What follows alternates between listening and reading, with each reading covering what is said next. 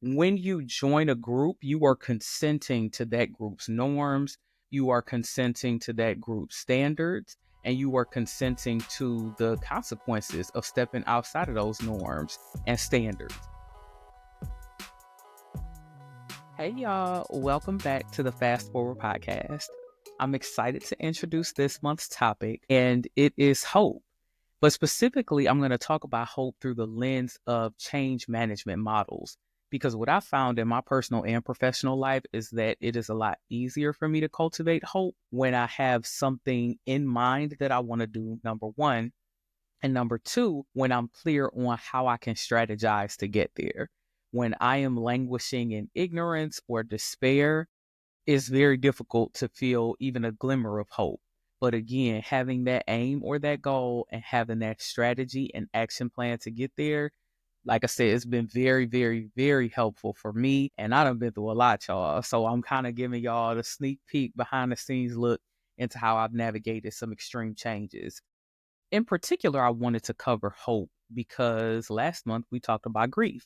And I didn't feel comfortable just leaving it on, hey, here are all the ways that you can experience grief as a leader without also giving the other side to grief.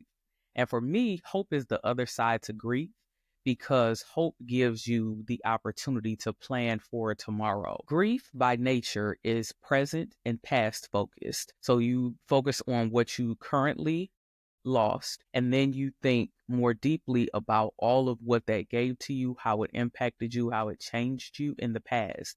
Hope, however, is first and foremost future focused, and then it allows you to backward plan starting from the present to get to that thing that you're hoping for.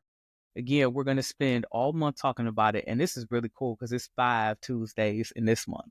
So we get 5 episodes, and I decided to just use today's episode for a quick intro to talk a little bit more about my own story with hope, and then introduce the 4 models that I'll talk about in the 4 subsequent weeks. So the 4 models that I'm going to discuss this month are going to be the action research model. I'm also going to talk about the competing values framework.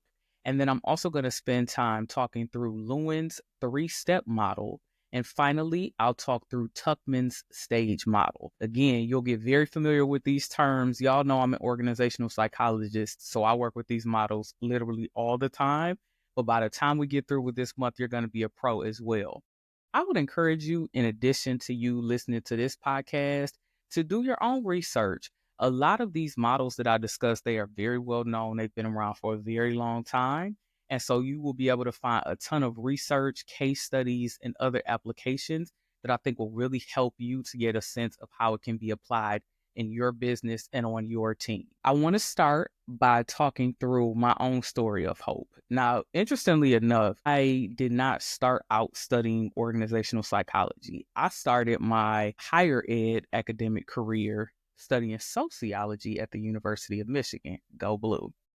And in studying sociology, it actually has been pivotal to my understanding of how to change companies because it started with me understanding how social groups and societies form. And I think that that was a very important genesis to this work because it's easy, especially when you're working in-house in org development or in HR, to only see things from the lens of your company and at best maybe your competitors. But the world is so much bigger than that. I see this quote all the time now, but even though history doesn't repeat itself, it does rhyme. And so the same things that form neighborhoods, cities, other companies, whole nations, those are the same things that impact how we shape companies, how we shape our individual careers, how we shape families, etc.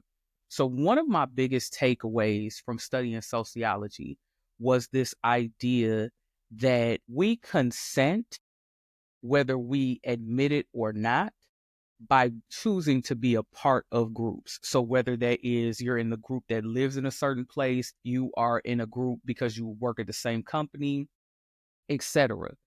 When you join a group, you are consenting to that group's norms, you are consenting to that group's standards, and you are consenting to the consequences of stepping outside of those norms and standards. And I don't think we always think about it like that. And I'm bringing this up as a starter because a lot of the grief we experience and why we need to cultivate hope is because we don't always recognize that we have consented.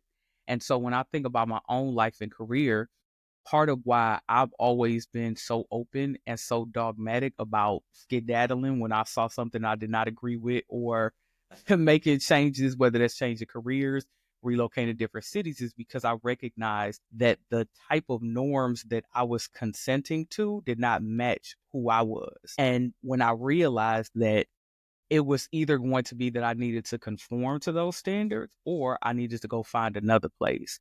Now, particularly for my entrepreneurs that are going to hear this, is awesome because you get to create the standards of what you see. So if you notice, you know what, I'm still carrying some of the ways from the last job I worked, or sometimes you could be acting out of hurt and bitterness and grief over what you lost. And so a part of you cultivating hope in your company and for yourself as the leader of the company is going to be to cultivate the norms and standards that can make you become the best that you can be.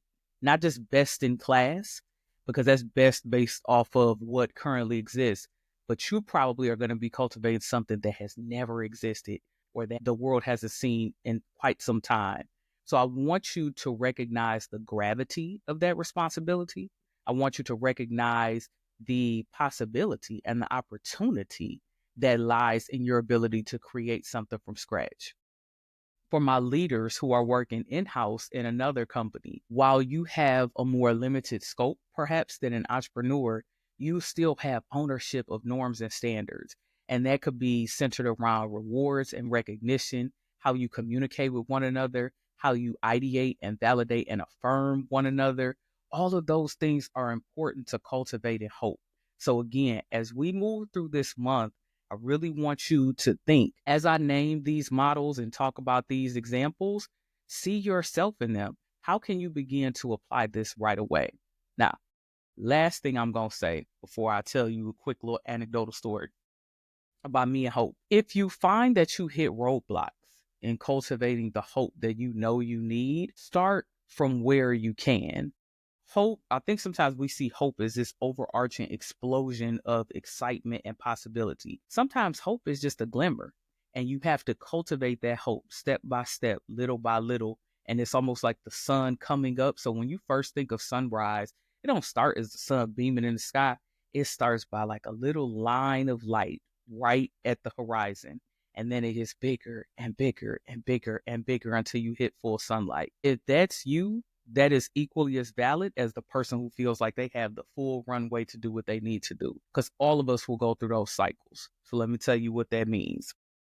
I've talked in the past on this channel about how I cultivated my career like over time. And I did a major career plan. Like I want to say it was probably at least like a 10-year plan, maybe even head for 15 years back in 2012 or maybe 13 for my HR career. And at the time, I mean, I had maybe only like 20% of what I needed to create the type of career that I wanted. But I was so excited because I did my research. I found all of the gaps. I found what I had to start with. I saw opportunity and possibility. I saw all my weaknesses and all the things that I probably either couldn't get over or that it would take a lot of work. I even saw the threats, right? That the fact like, hey, what I think I can accomplish, it looks like the world is changing. I might not be able to do that. Listen, being honest about that SWOT analysis for my own career was a game changer for me.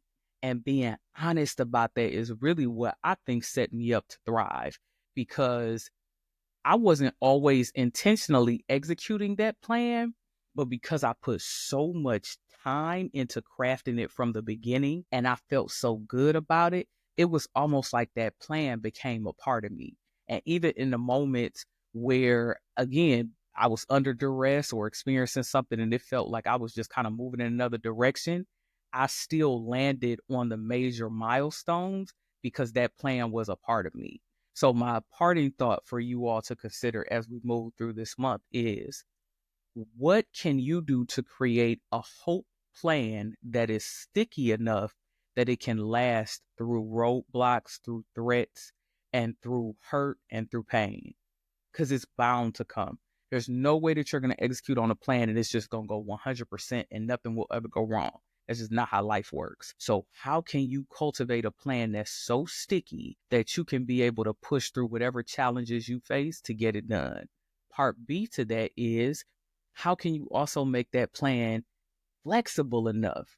So it needs to be as flexible as it is sticky, because life changes. You're not just changing and evolving and operating on your hope roadmap.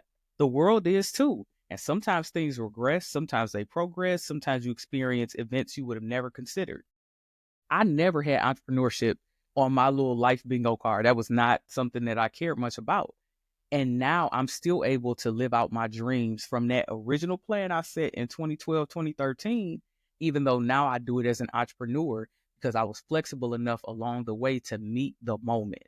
So again, the parting thought and challenge question for you to think about and to process as we go through the episodes this month is, how can I make a plan that is sticky enough to push through challenges, but also how can I make a plan and a hope roadmap that is flexible enough that I can be able to meet the moment and still hit my milestones and my ultimate goal?